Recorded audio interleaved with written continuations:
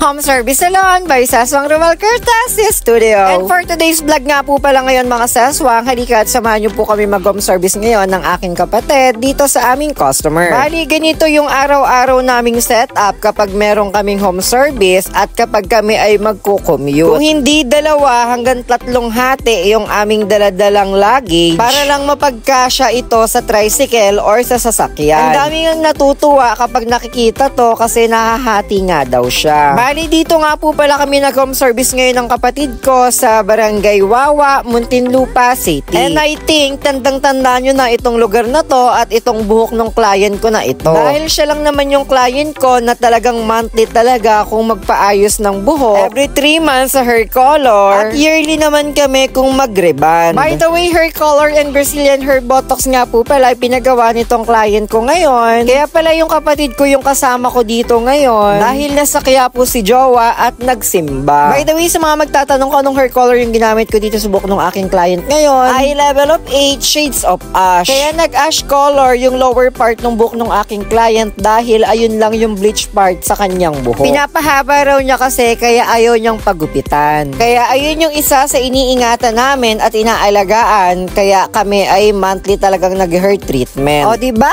San ka pa?